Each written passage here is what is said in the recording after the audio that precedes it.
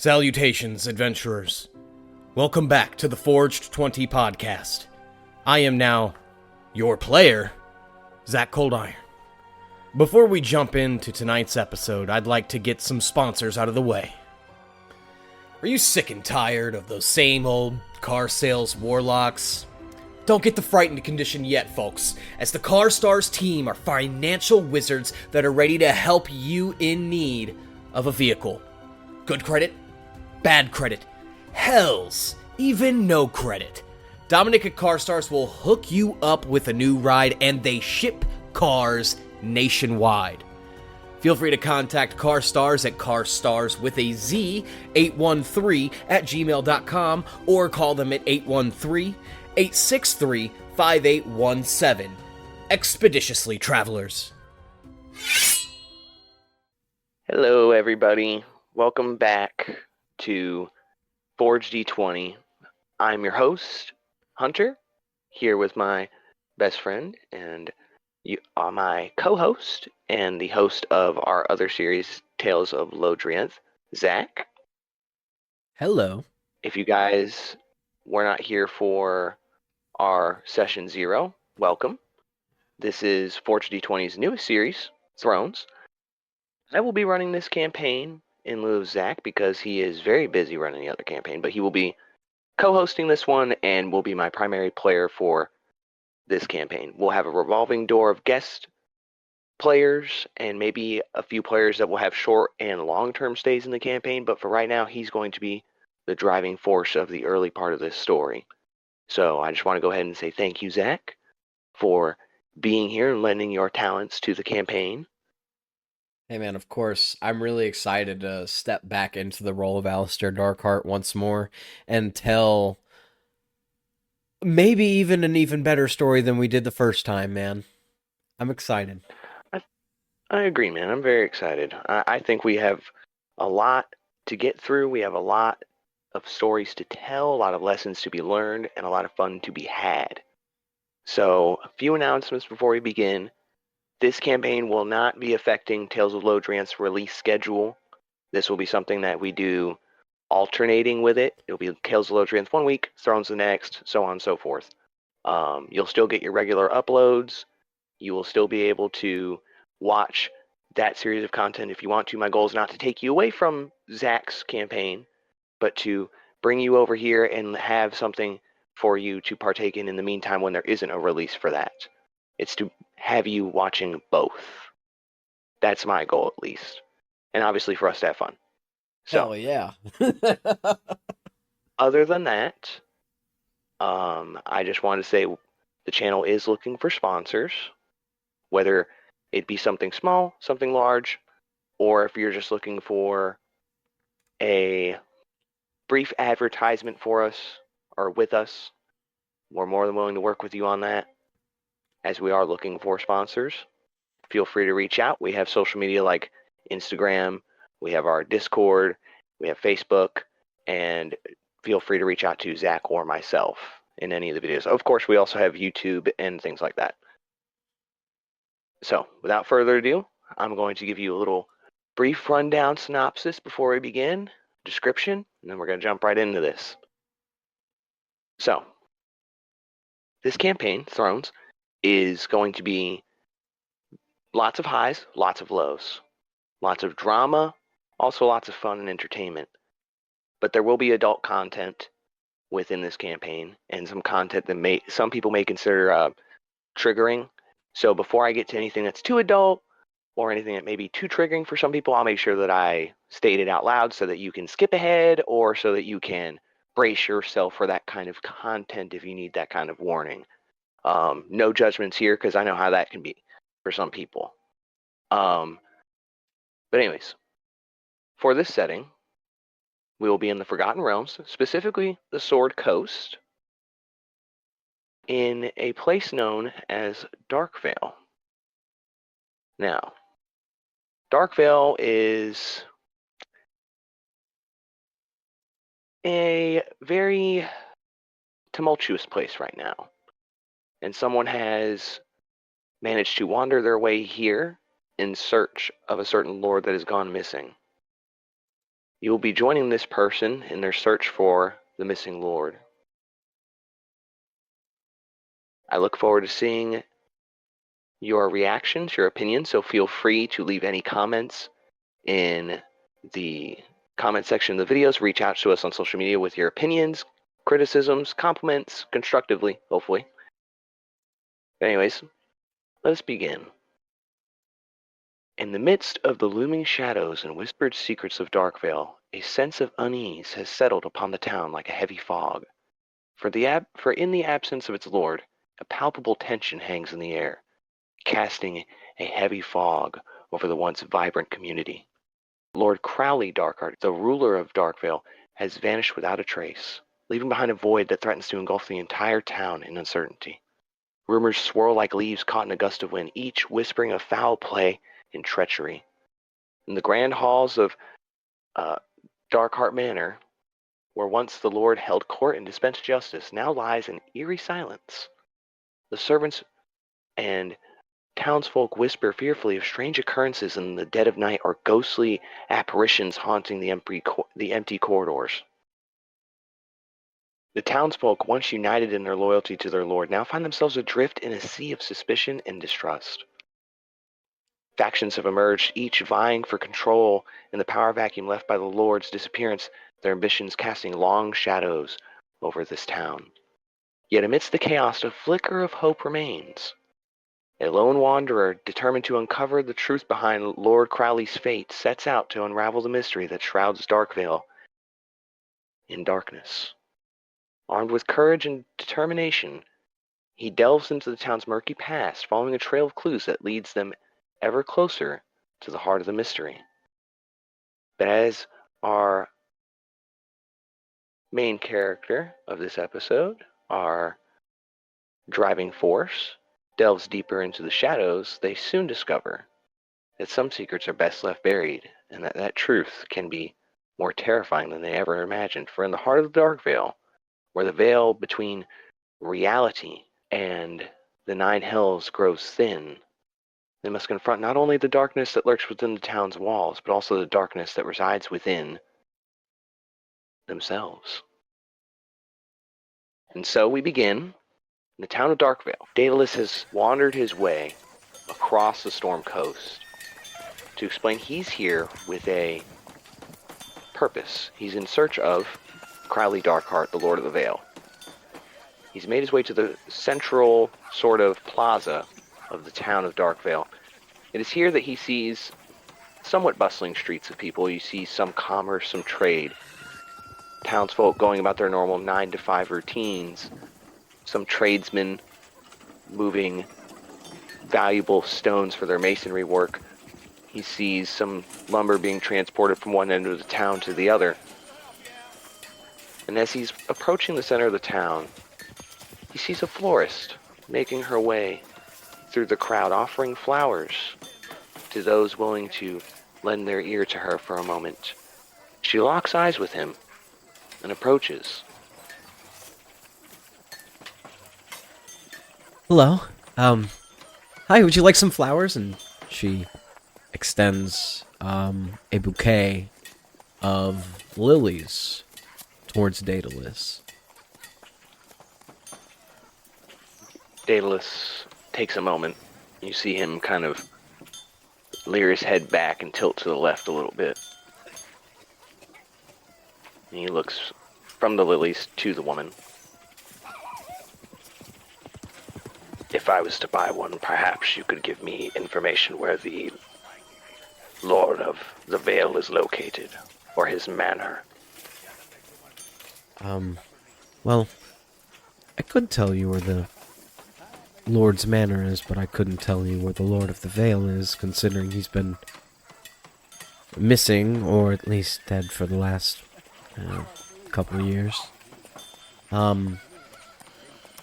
If you wander a little bit outside of town on the northward side, you'll go down a trail which leads to a gated manor with a large tree behind it.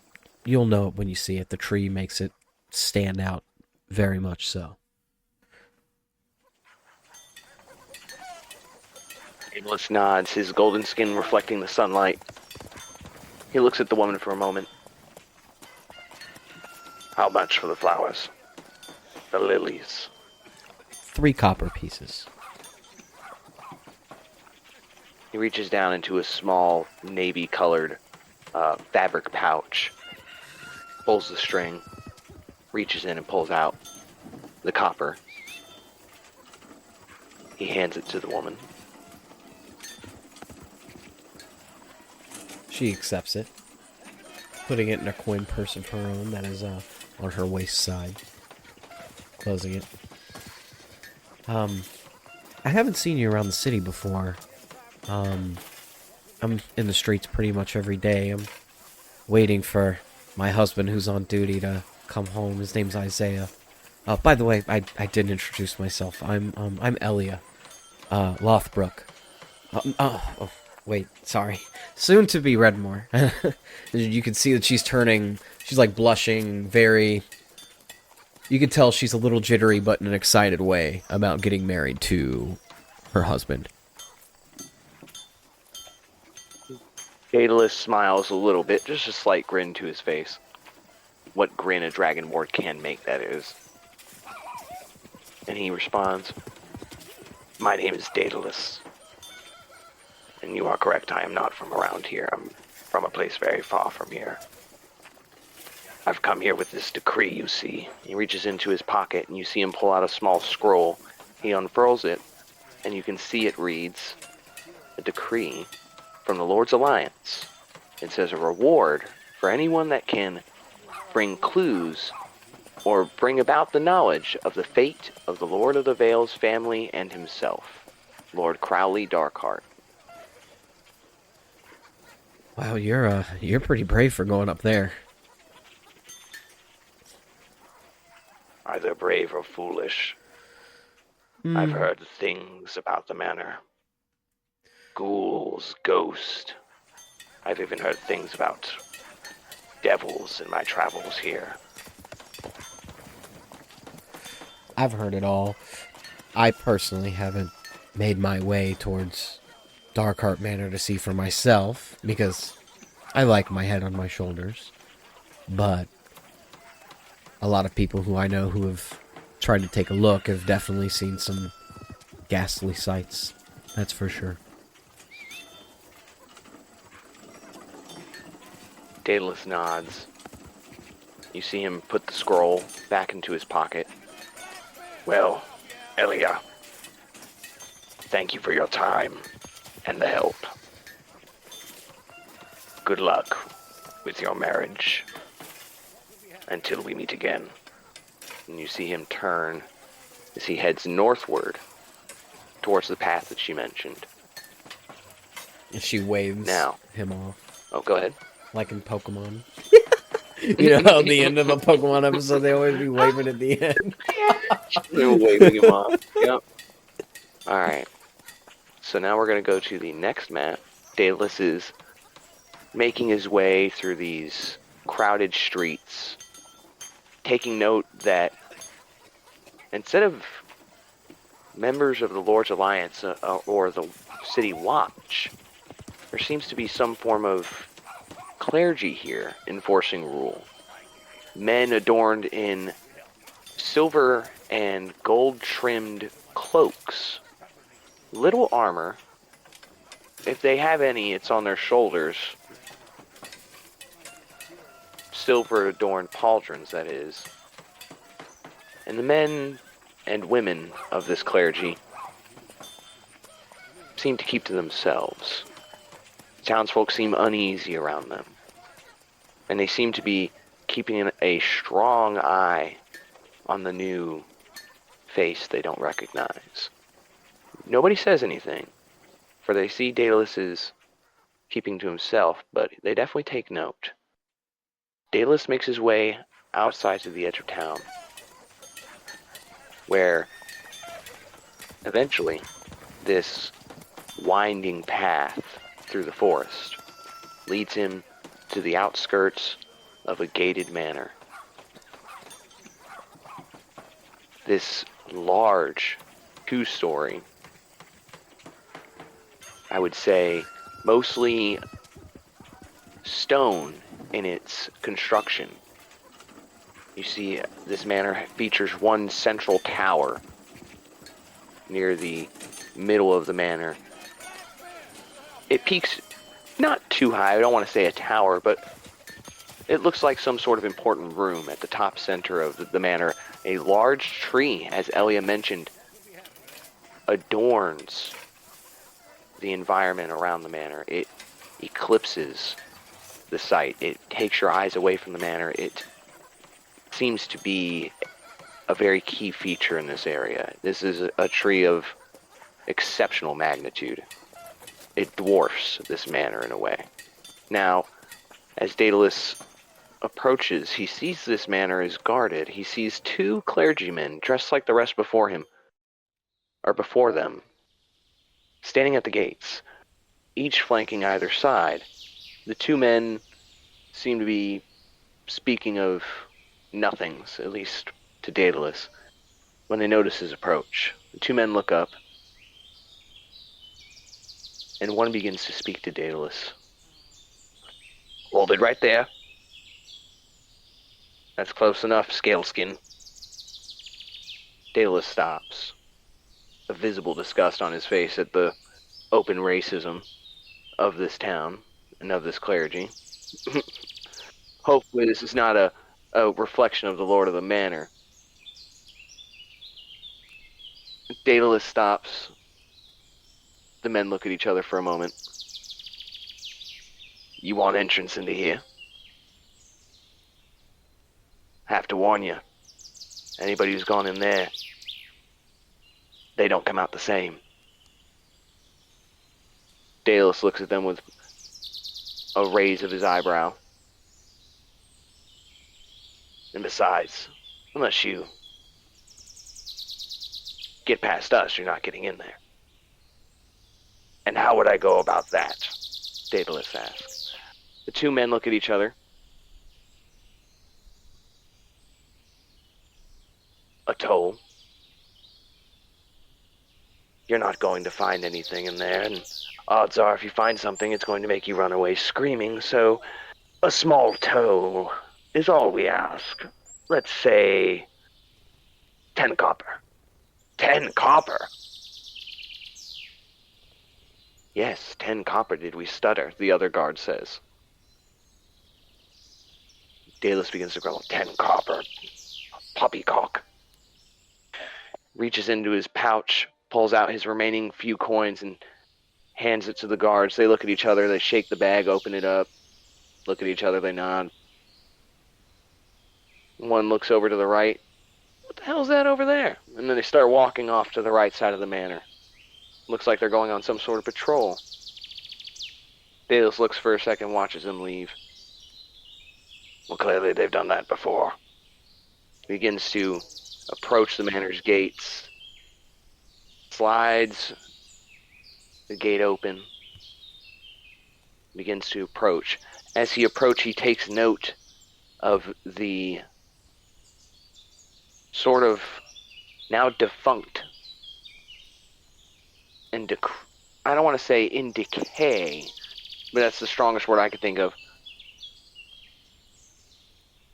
Aesthetic to this once great manor. Vines grow along the walls, trees, ferns, shrubbery all grow unkept, untrimmed. The grass is long dead, though. Flowers seem not to grow here. And there is no light emanating from within the manor, no seemingly signs of any person or beings within. An eerie silence beyond just the gust of the wind. Daedallus approaches the manor and he sees a central courtyard. Just before the door, a large sort of fountain. It lays in ruin, no longer shooting water. The water just perpetually overflows into the grounds around it. It was once a functioning magical well or spring, but now magical in how much water it dispenses, but in its flow, defunct. Daedallus approaches the door. And as he approaches the door, takes one last look at the outside windows, the front of the building, raises his scaled hand, and begins to knock.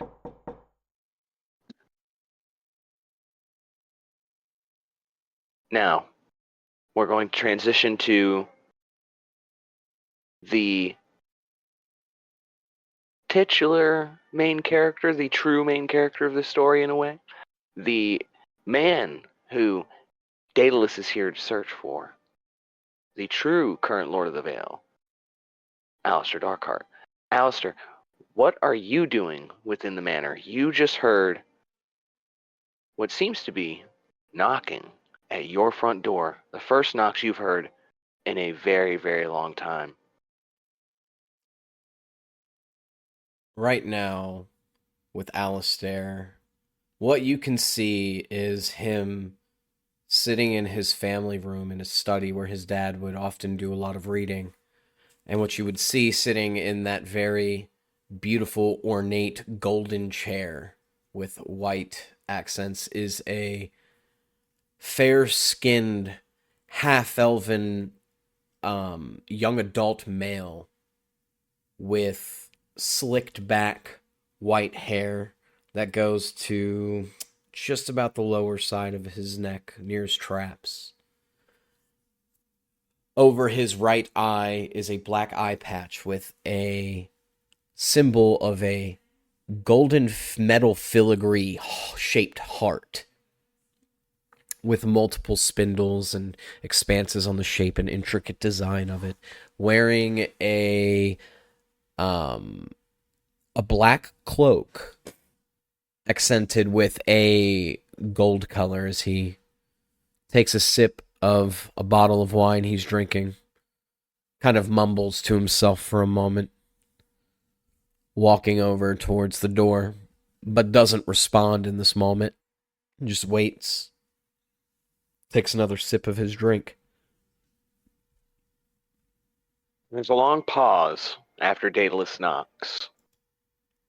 He hears nothing. He seems a bit perplexed as to why he even knocked in the first place. Well, if no one's going to answer the door, I'm going to see if it's unlocked. He reaches for the door latch, the handle, gives it a few tugs, sees that it's clearly locked. This time he takes a moment, knocks again, much louder. Dum, dum, dum, dum, dum, dum, dum. Alistair, upon hearing this, right above the front door, is a obsidian black colored rapier that he grabs from the top, trying to hear somebody try to open the door and forcefully make their way into the manor. Go away, devil!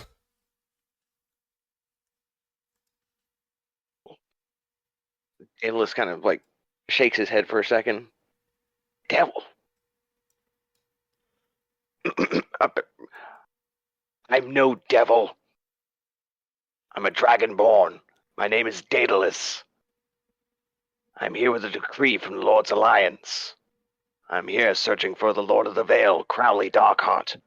Is that who I'm speaking with? You lie! You're trying to make me leave! Go away! Long pause. Daedalus thinks to himself how to handle the situation. For a moment, he considers trying an alternative entrance. And he says, no, I'm already here at the front door.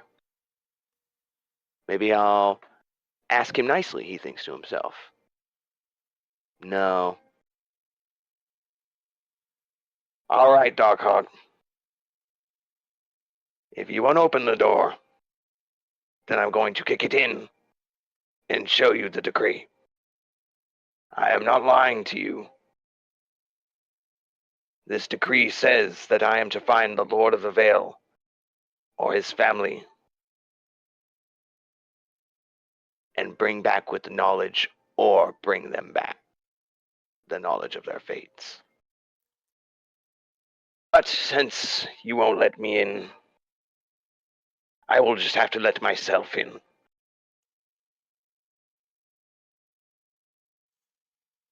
3, 2, 1. And as soon as he says 1, Daedallus rears back and kicks the door as hard as he can, trying to kick it open. So I'm going to go ahead and have Daedallus roll a strength check. This is a hefty door, though, so let's see.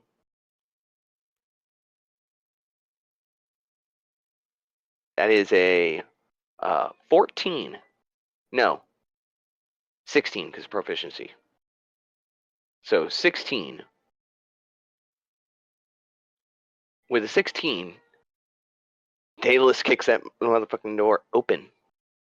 You see as the impact hits right next to the door handle, you see as the door caves in just a little bit beneath the handle. Another kick. As the door begins to slowly hinge open. What do you do, Alistair? Oh, he's got that rapier pulled out. He's going to try to fucking stab him.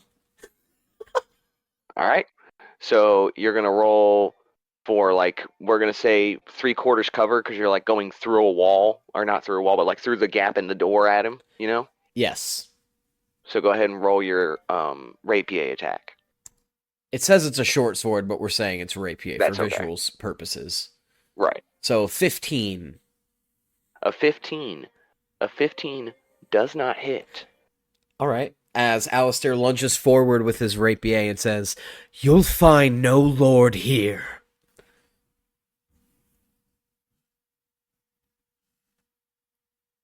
And that's all I can do. All right. So Actually, after, one more thing. I want a Hexblade's Curse.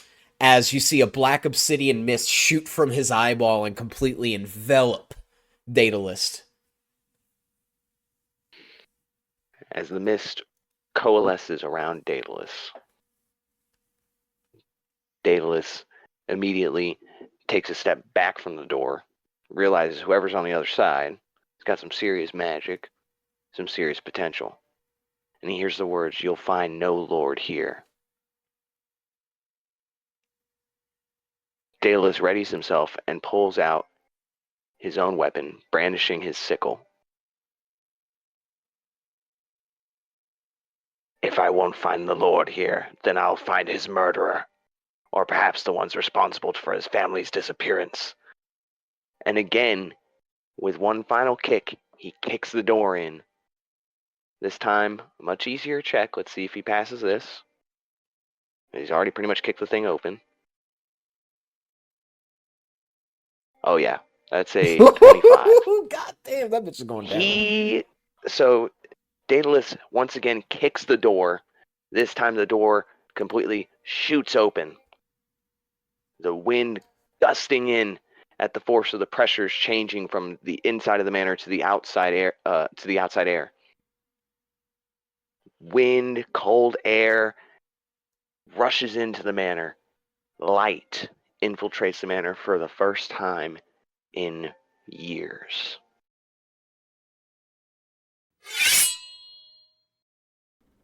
Really quick, we're going to take a brief intermission as we have yet another sponsor on this podcast episode. I know you like D&D, but do you also like gaming?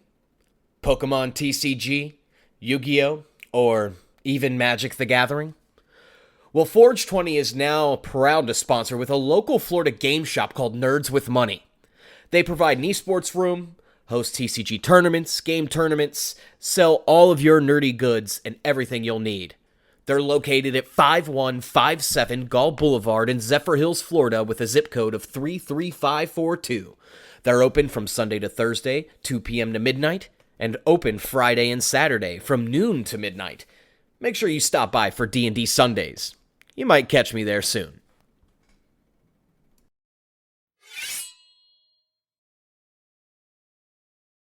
At this point, how far away from the door would you say Alistair is now that the door's been kicked open? Oh, within reach. He was within reach, 100%. He was within 5 Okay, feet. so we're going to say, are you straight behind it or are you at an angle? He was straight behind it because he just thrusted forward with his rapier. Alright, so we are right here face to face. We are within reach of each other. The door's been kicked open. Daedallus is now 5 feet away from Alistair. And you can see very clearly Alistair standing before you to describe Daedallus. A gold-skinned dragonborn, but his scales are a little off-putting. You can see around the neck area where the softer tissue or softer scaled areas of normal dragonborns is typically the same sheen of their harder scales. You see that Daedallus has almost a charred, grayed, blackened skin, as if from some sort of burning. You can see that he wears a very, very, what's the word I'm looking for? Forgive me, I'm having a bit of a brain fart. You can see he's wearing a very simple set of plate armor. You can even see that this plate armor is very old. It's got many dings, dents, a little bit of rust here and there. What semblance of steel or stainless steel that it was is now dulled, and it has seen much wear and tear over the years. And whatever armor it is, if you can even call it armor, is effective, but for how long? The Dragonborn has these luminescent, deep emerald colored eyes that seem to almost radiate a sort of flame to them. The Dragonborn looks at you. For a moment, he tilts his head almost in confusion. You're not old enough to be Crowley Darkheart.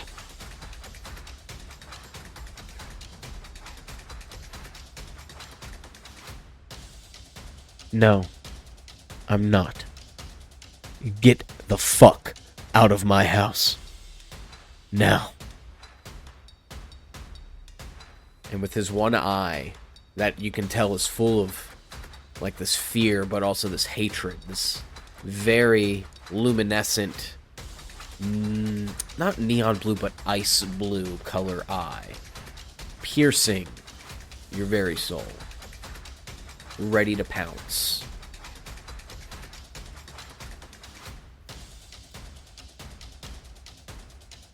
Daedallus takes in the moment. He looks around, he looks to his left, he looks to his right, kind of observing the manor.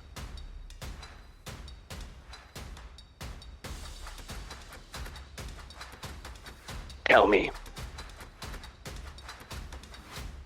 if I don't leave, what are you going to do? Sit here alone, wither away. Clearly something tragic happened here, something terrible. Your family's gone, you're alone. And you speak of devils. I am clearly not a devil. You lie to me. You've got to be using some sort of illusion magic. Don't fucking lie. I said leave.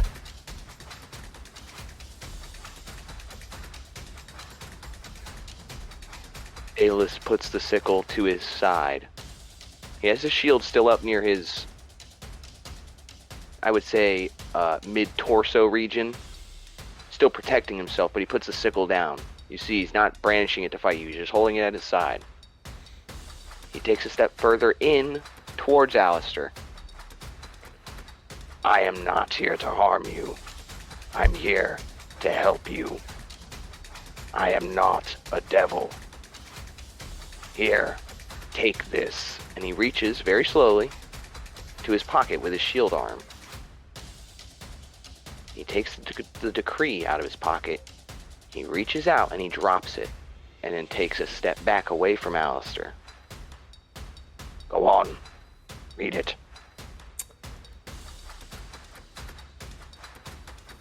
Alistair pulls it open and reads it for a second. Sees what it says. closes it. And what he does after he closes it is you see this magical ice blue light beginning to emerge and feel a sudden rush of coldness join the room as he freezes the scroll, pierces it with his rapier, drops the rapier, and now he's gonna try to fucking arm drag the shit out of Daedallus. You lie! Roll me a strength check. This is going to be you trying to grapple Daedalus and maneuver him to slam him down. Oh, no! Alright, so let's see what Daedalus' strength check will be. So much better. The strength versus strength. Natty 1? That is a 15. Fuck. No, that's a 13. Excuse me, 13. So you go to arm drag Daedalus with the arm that drops the parchment. As he drops the parchment, you reach out, catch it, pull it out, and read it. Daedalus' arm is still sort of extended. As you're reading the parchment, you read something you don't like. You freeze the parchment, stab it down with your rapier, and attack Daedalus, and you reach out and grab his arm and try to arm drag him over you. As you do so, you realize, oh, this Dragonborn's in plate armor, and he's quite big. You didn't realize before that this Dragonborn's 6'6" and quite hefty. Now, for a Dragonborn, he's not the largest, but he's hefty enough for a half-elf. You go to drag him over you, and he resists. He looks at you. You should have taken the easy way, Darkheart. And he reaches down, and he attempts his own grapple check on Alistair. Ooh, okay. Better rolls. That's a 25. Fuck my asshole. So, after you try to arm drag him, you're now sort of like in front of him, and you've got his arm over you. He takes his arm and just takes it right around your neck. So he's got sort of a standing rear naked, right? And with the other arm, he's going to throw it up underneath your right armpit, and then he's just going to lift you up, slide his left arm out, and slam you down, sort of choke slam style from behind, right onto the ground behind you, or beneath you, not behind you. So I'm going to roll a d4 for damage, because he's picking you up and slamming you down. You take 1 damage from the sort of modified choke slam that Daedalus gives Alistair. As he does this, he's going to take a few steps away from Alistair, because Alistair's prone. He's going to back up down the hallway just a little bit.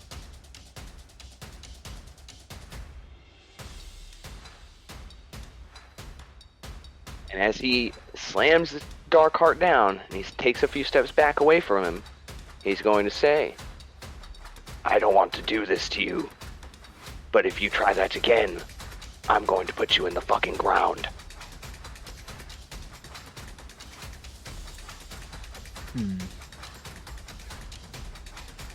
Alistair is going to slowly, as he's grabbing his body in extreme pain after getting fucking chokeslammed like that on this stone or marble floor, gets up and... Ooh, let's see. Is he gonna run straight at Daedalus, or is he gonna grab something off the walls and throw it at him or something? What's around him that he can grab right now? It's your manor. You can. There could be a torch sconce on the wall next to you. You can throw it at him like a boomerang or something. Whatever you want. There's this beautiful black vase, very similar to that Alistair Darkheart, his family's house crest, the golden heart made of metal filigree. It has that very much same filigreal pattern as he grabs it, and he's going to just fucking right over Daedalus' head. So you're going to run right at Daedalus and try to bash the vase over his head? Yes. Alright, so roll me a... you can either roll me a strength, like modified, like weapon strength attack, or an unarmed, like weapon attack, or unarmed, some dexterity unarmed attack, whatever. Can I do Do an unarmed strike. We'll say that. Okay. Or wait, what did you want to do? Can I get a +2 using his dexterity to try to be Sure. quick and Sure. yeah. Yeah. 18. You hit. All right. Well, how much So- damage do you want to say it does? Do a D4, like I did my D4 for the choke slam. 1. And then and then we'll just add 2 for your dex modifier. Because Daedalus' slam is more like, okay, don't do that. I'm telling you, don't do that. And yours is like, get the fuck out of my house. You're trying to kill Daedalus. Well, maybe not even kill him, but you're trying to maim Daedalus and get him out of your house. Daedalus is trying to get you to stop. Yep. So like, there's not quite as much of a violent intent. So Daedalus takes 3, you took 1. You run up, you take this vase made of very fine metals and stones, marbles, and bash it over the Dragonborn's head. As it hits the Dragonborn, you see he tries to get out of the way, but you're deceptively quick. And as you smash this vase into 1,000 little pieces over the Dragonborn's head, his head is quickly smacked towards the ground. You see him take a knee for a moment. Blood trickles down just above his right eye. He takes his left hand and sees the blood. Looks up at you.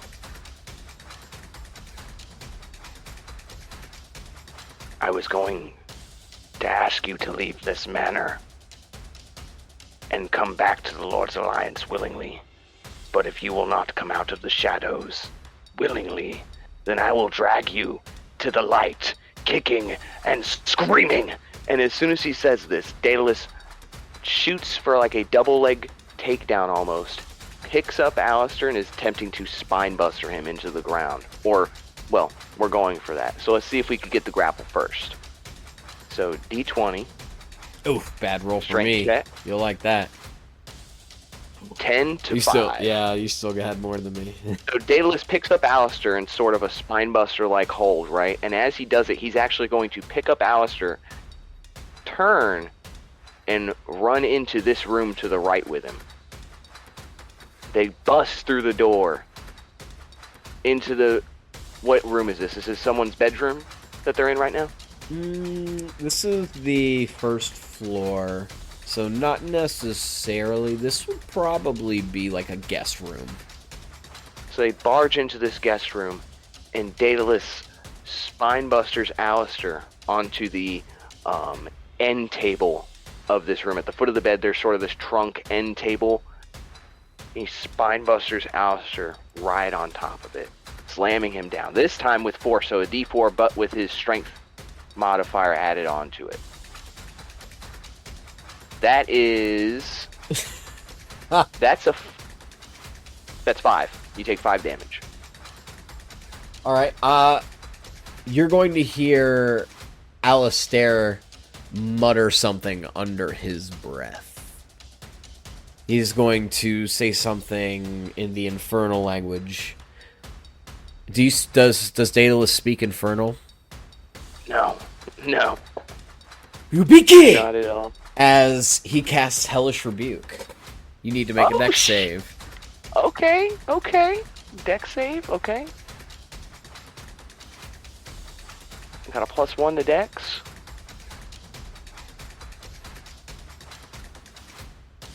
That's a 4. That's another save. You're gonna take only 4 points of damage, of cold damage. Cold damage. Ooh. Yeah, I'm not doing fire damage, baby.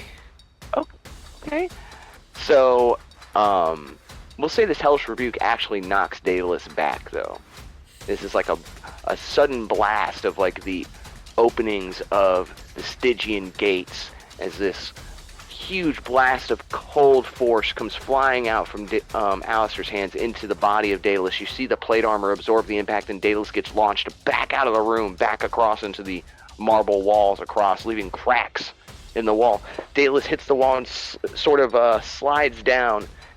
You see his eyes open, like realizing what the hell was that. He looks up at Alistair, and he realizes now he's not fighting some Lord's kid. He's fighting somebody that's got some serious magic. Somebody's got some serious power. He sees this, and as soon as he sees Alistair starting to get up and he notices that Alistair's got more magic coming. He looks to his left towards the stairs and bolts to the second story. As he bolts to the second story, Alistair, as his, since that was his reaction, his main action, he's going to yet again speak the infernal language and says, Agathis. And you see that he is encrusted in this, like, frost all around his outerwear that he's wearing. And he's also going to chase up the stairs after Daedallus.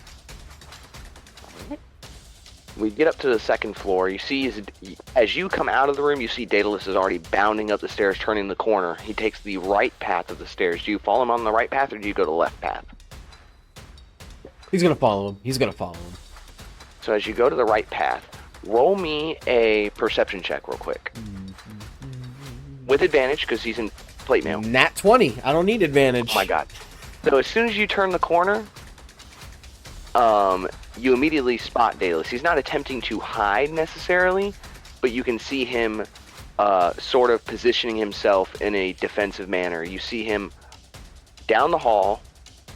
What rooms are there for you in the second story? All the bedrooms. There's the daughter's bedroom, bedrooms. Alistair's bedroom, Yeah. his parents' bedroom, and then the sparring room is also up here as well. You see that Daedalus has positioned himself just outside the sparring room. The door's open partially, kind of he's using it as like partial cover almost. He's got the door open, his shield out, and he's got his head peeked around the corner. And you see Daedalus himself, he has no way to deal with this kind of magical range threat, but you see him reach down for a moment, peek around from the corner, and he throws a dagger at Alistair. Okay.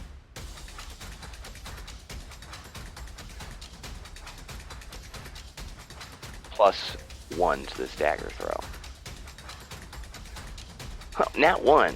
So, Daedalus peeks around the corner, throws this dagger clean down the hallway towards Alistair, and with that nat 20 and perception coming around the corner, he sees that dagger a mile away. And Alistair, with his magic, shoots out a blast of cold, deflecting the dagger off like it's nothing.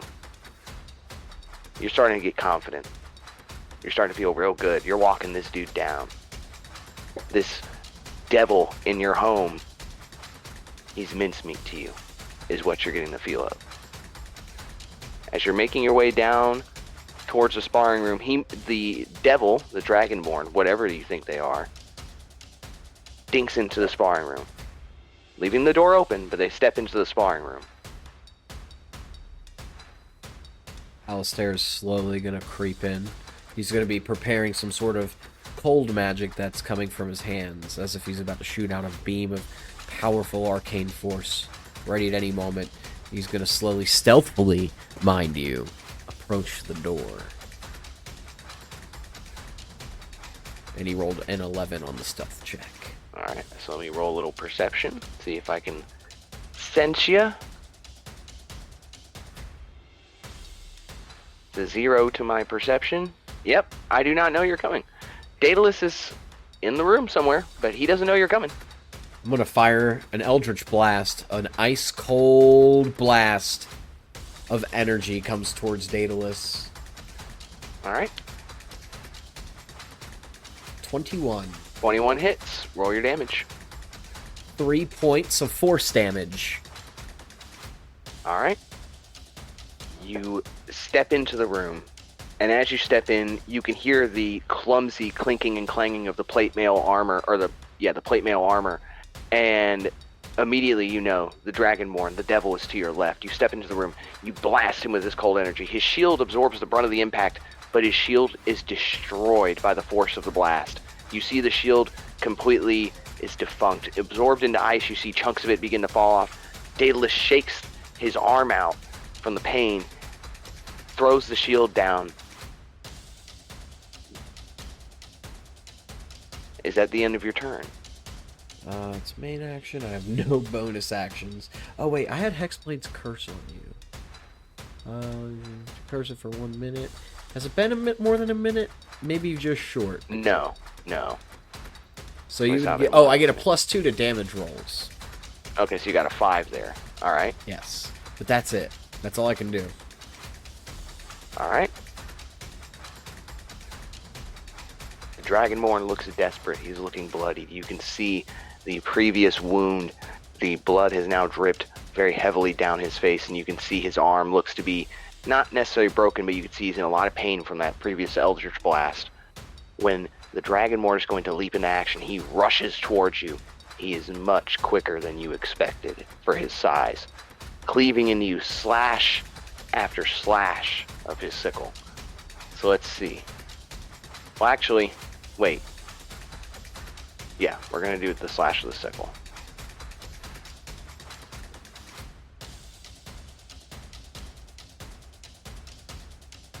That is a 24. That definitely hits. All right.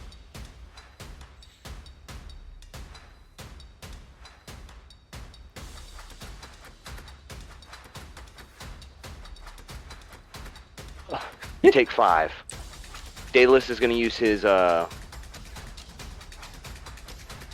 what's the word? What's the fighter feature that they get at level 1? Is it second wind?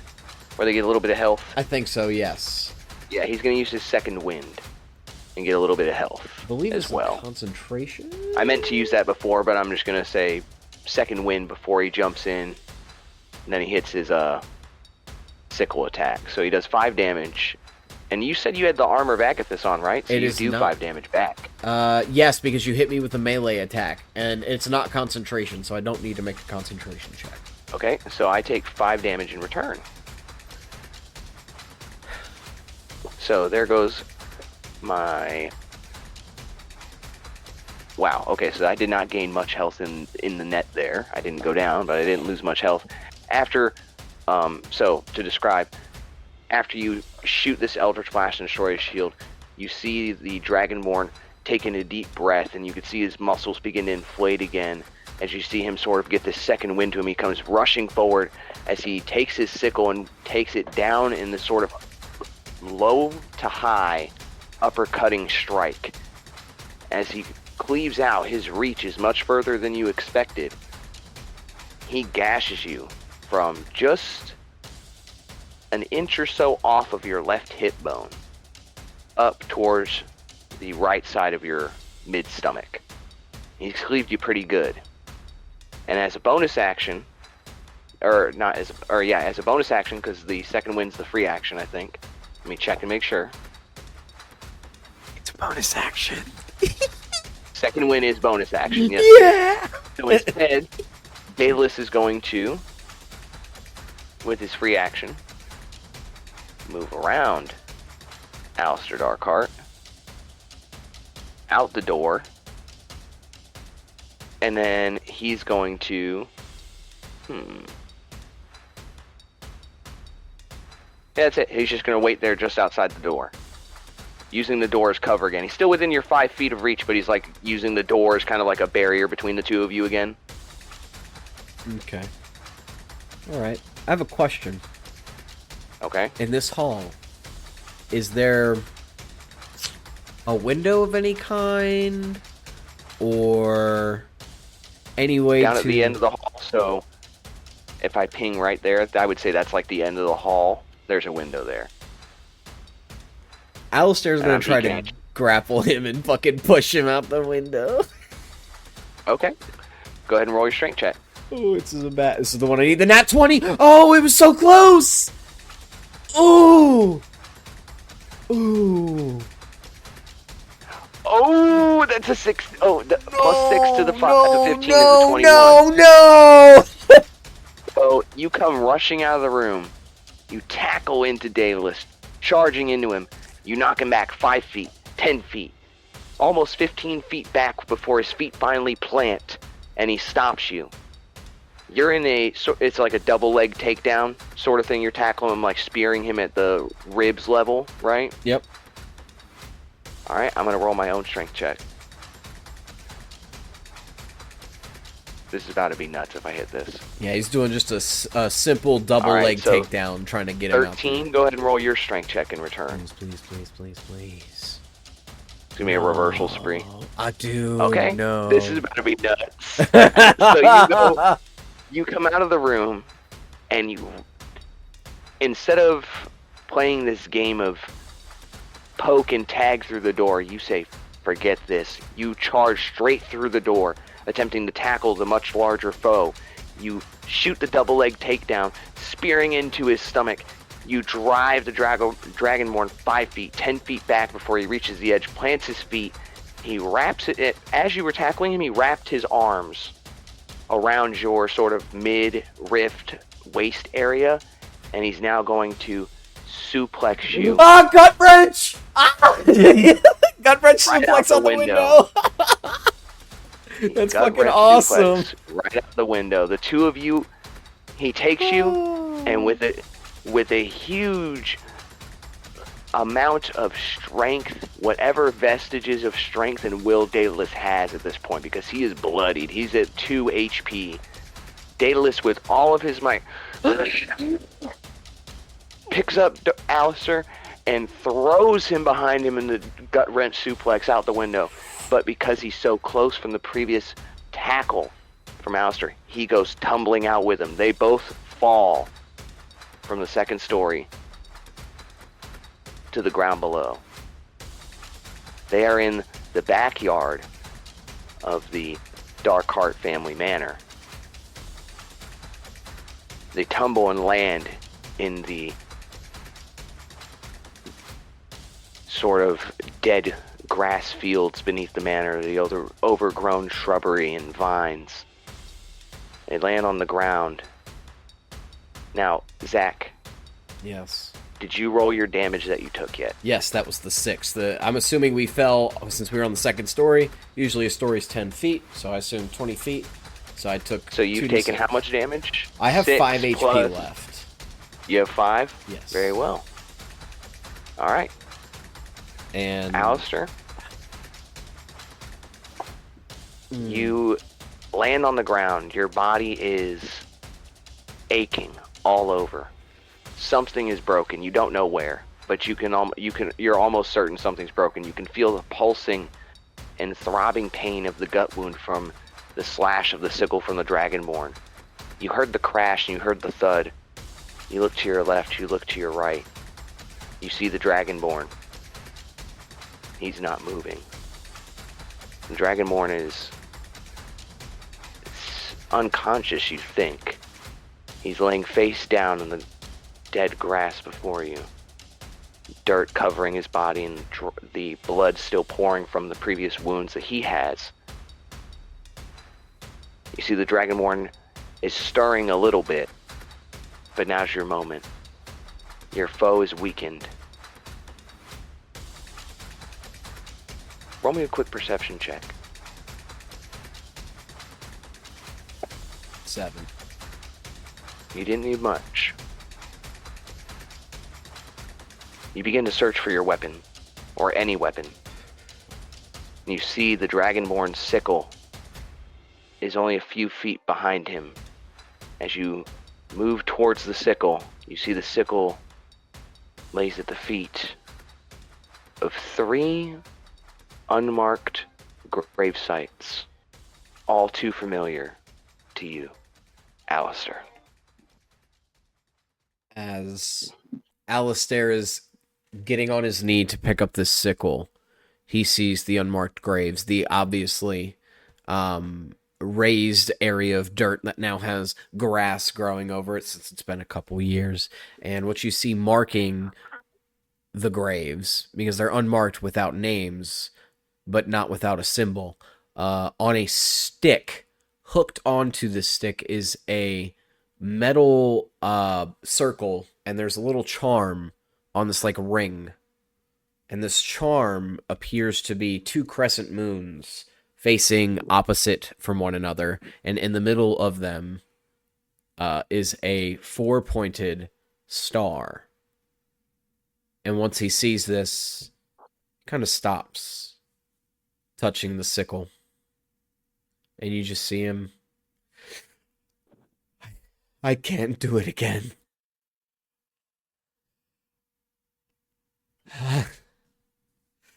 I'm sorry. And he just starts breaking down and crying, putting his head into the dirt. Completely almost ignoring the fact now that this Dragonborn is unconscious next to him. As Alistair begins to weep, realizing where he is, what he's become, and he's sort of gaining a semblance of his sanity back for the moment, a moment of lucidity in a way. He realizes what he's doing and that he's killing someone, he's hurting someone. He can feel in this moment of lucidity that maybe this Dragonborn isn't who he thought he was. Maybe he is telling the truth. Maybe it's his mind playing tricks on him. This wouldn't be the first time. The Dragonborn, after a moment passes, begins to stir. He flips over from his stomach to his back, and you hear him gasp. And he coughs up a bit of blood as he sits up slowly. He looks over, and he sees the foe weeping. The young man he was battling with, having won the battle, seemingly having gotten up first, did not choose to strike Daedallus down. No, he's choosing to weep over these 3 graves. Daedallus musters up what strength he has and stands to his feet, brandishing the sickle as he stands, grabbing it. He sheaths it and begins to slowly approach the weeping man. These are the graves of your family. You see Alistair's fist clenches into the dirt. As you see him slowly nod. He doesn't speak.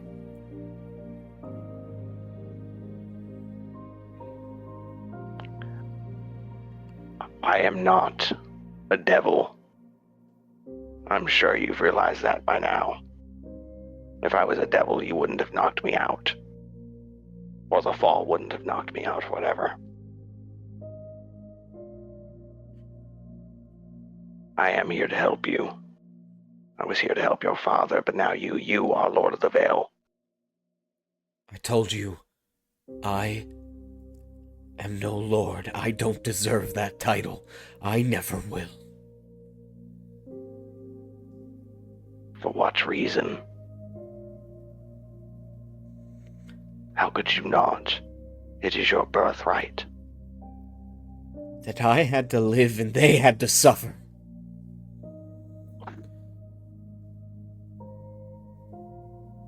What happened here? What happened to your family? They were killed. This tree. You can feel it, can't you? The powerful arcane energy coming from it.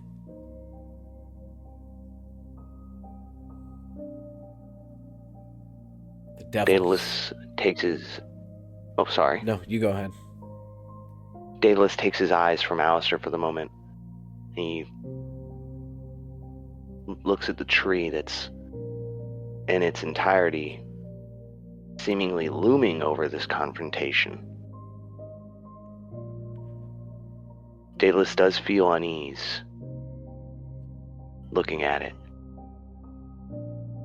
He looks back at Alistair, listening to what he's saying. The devils. They come out of the tree. In and out. All times throughout the day. Sometimes they try to force me out of the manor. They want me to leave. For what, I don't know.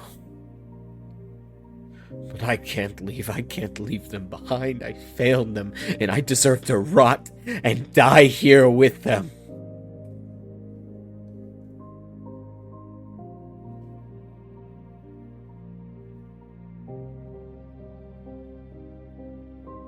You really think that's what your father wants for you?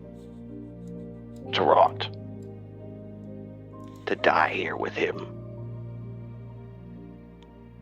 This isn't what your family would want, not your father, not your mother, not your sibling. You are Lord of the Veil, whether you believe yourself to be or not.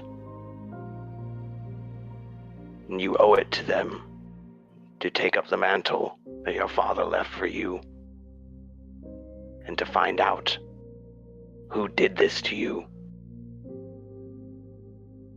You don't have to stay here to atone. You could bring justice to those who truly committed this act, and maybe find solace in that.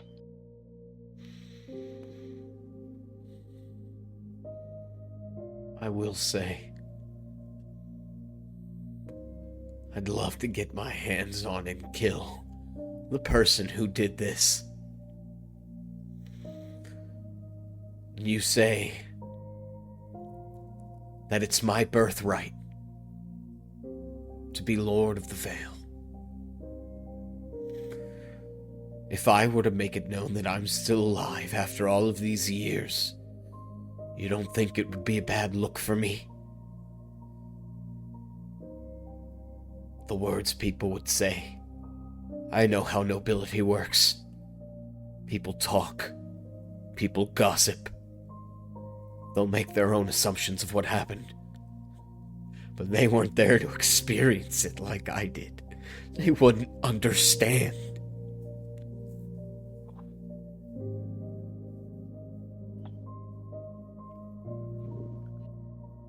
We will make them understand.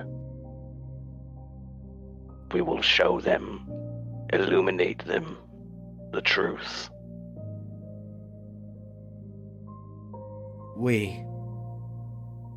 You mean you'll help me? Well, the way I see it, I have a decree here in my pocket. Well, not anymore. It's in your manor in 1,000 little frozen pieces. I had a decree that if I found the Lord of the Veil, clues to his whereabouts or his fate, I was to be rewarded. Well, here he is before me.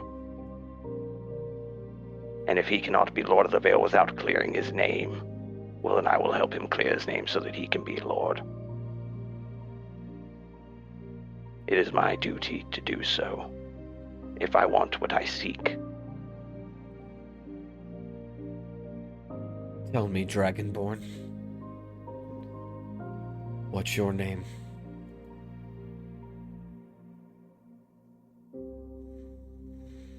My name is Daedallus. I'm Alistair. Alistair.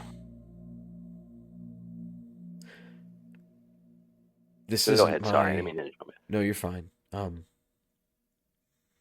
This isn't my first rodeo doing business.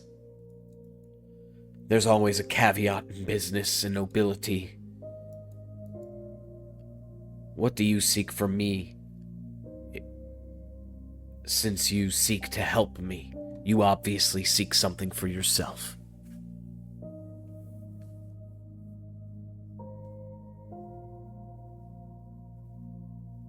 Well, Alistair, if I may call you Alistair,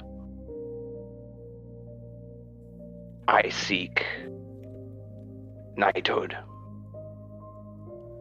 It is the goal of my life to earn this title,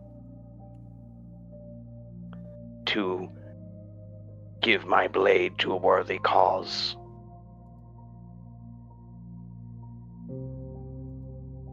I sought the Lord of the Veil so that I could become a knight, maybe in the Lord's Alliance. But if I help you become Lord, maybe I can become Knight of the Veil.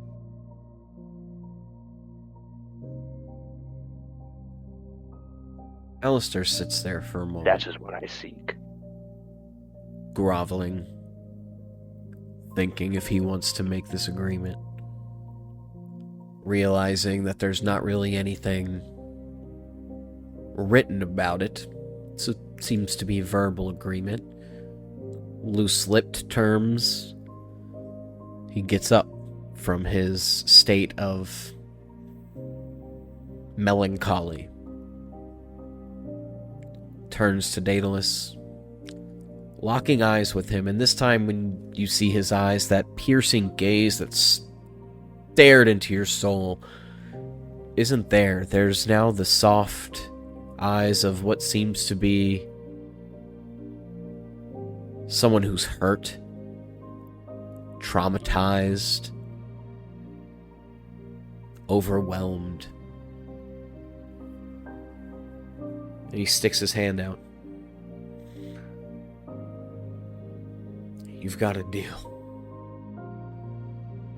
You clear my name, I'll help you seek your knighthood.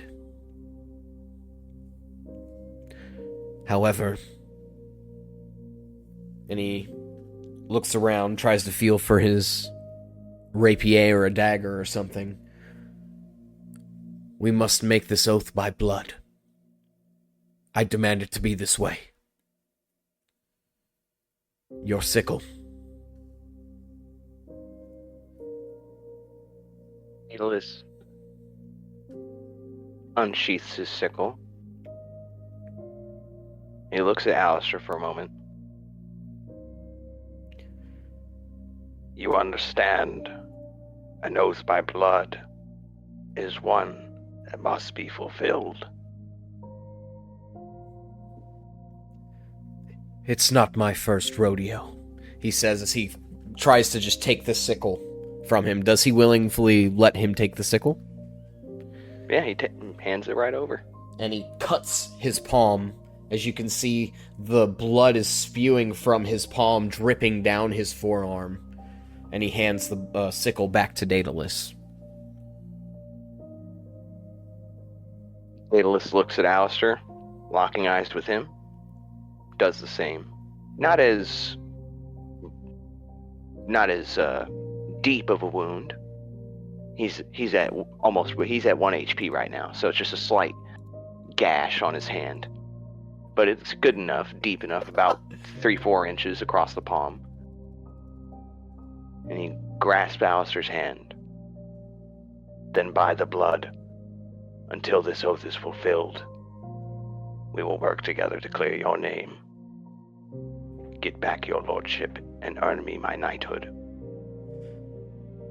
Or by the blood, let the price be paid of an oath unfulfilled. As Alistair offers his hand. They lock hands, shake on it. After a firm shake, Daedalus pulls his arm back and begins bandaging up his hand. As he's bandaging up his hand and cleaning his sickle of the blood and putting it away, he looks at Alistair. Well, Alistair, Darkheart, whatever. You'll need to go get your things. Pack a bag. We'll have to figure out what to do from here. Probably head to the Lord's Alliance in Waterdeep and prove to them that you are alive. Go pack a bag. And I will try to regain semblance of my surroundings.